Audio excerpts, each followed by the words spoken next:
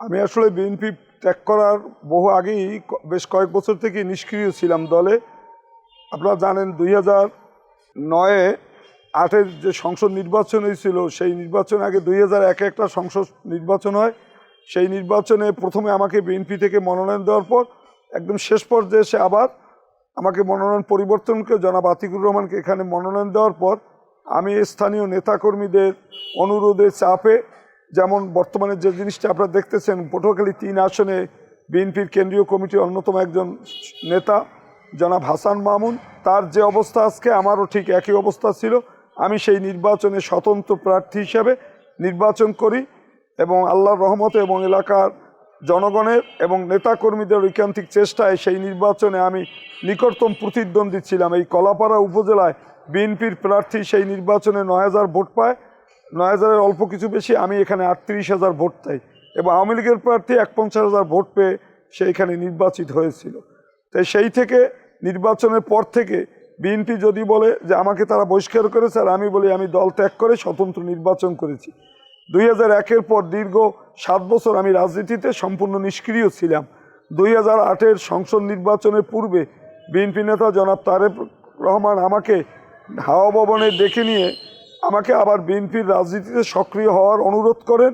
সেই পরিপ্রেক্ষিতে আমি 2008-এর নির্বাচনে আমাদের প্রার্থী, এই অঞ্চলের পটুয়াখালী 4 আসনের প্রার্থী জনাব এবিএম মোশাররফ হোসেনের পক্ষে আমি নির্বাচনে মাঠে অত্যন্ত সক্রিয় এবং বলিষ্ঠ ভূমিকা পালন করেছি।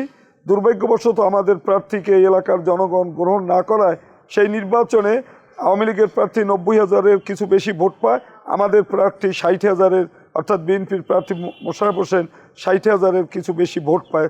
অর্থাৎ এই আসনে সবচেয়ে বেশি ভোটের ব্যবধানে পরাজিত হন এবিএম মোশাররফ হোসেন। তারপর থেকে আবার আমি রাজনীতিতে চেষ্টা করেছি বিএনপির দোষ ত্রুটিগুলা, ভুল ত্রুটিগুলা, সাংগঠনিক দুর্বলতাগুলোকে কাটিয়ে দলকে একটি সঠিক লাইনে বা সঠিক পর্যায়ে নিয়ে যাওয়ার জন্য। কিন্তু দুর্ভাগ্য আমার, আসলে কেন্দ্রীয় নেতৃত্বের, জেলা নেতৃত্বের কারণে আমার পক্ষে কোনো ভূমিকা রাখা সম্ভব হয়নি, অর্থাৎ ইতিবাচক ভূমিকা। তারপর দীর্ঘ 3 বছর আমি বিএনপির রাজনীতিতে সক্রিয় থাকার পর আবার আমি নিষ্ক্রিয় ছিলাম।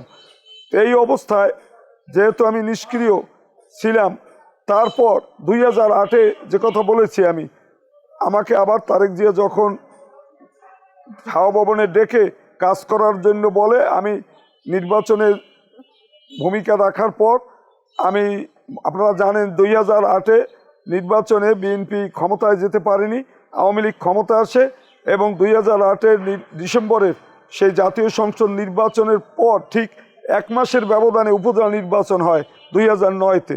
সেই নির্বাচনে আমি প্রার্থী ছিলাম এবং এই এলাকার জনগণ এবং আমাদের দলের নেতা কর্মীদের প্রচেষ্টায় আমি আবার উপজেলা চেয়ারম্যান নির্বাচিত হই। তারপর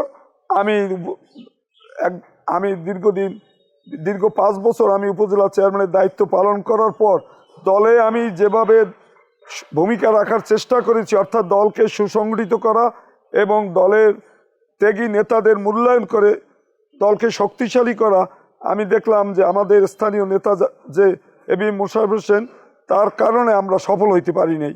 যার ফলে আমি আবার 2-3 বছর সক্রিয় থাকার পর আমি নিষ্ক্রিয় ছিলাম। সেই 2011 থেকেই বলা যায় আমি নিষ্ক্রিয়। 2025-এ দীর্ঘদিন নিষ্ক্রিয় থাকার পর 2025 সালে আমাকে চরমোনাই পীর সাহেব তার মাহফিলে বসে আমাকে অনুরোধ করে এই দলে যোগদানের জন্য। আমি দীর্ঘ 3 মাস অপেক্ষা করে আমাদের শুভাকাঙ্ক্ষী অন্যান্য যারা সুধী সমাজ আছে, সুশীল সমাজের লোকজনের সাথে আলাপ করে আমি 2025 সালে আমি ইসলামী আন্দোলনে যোগদান করি মে মাসের দিকে। তারপর থেকে আমি এই দলের হয়ে কাজ করতেছি।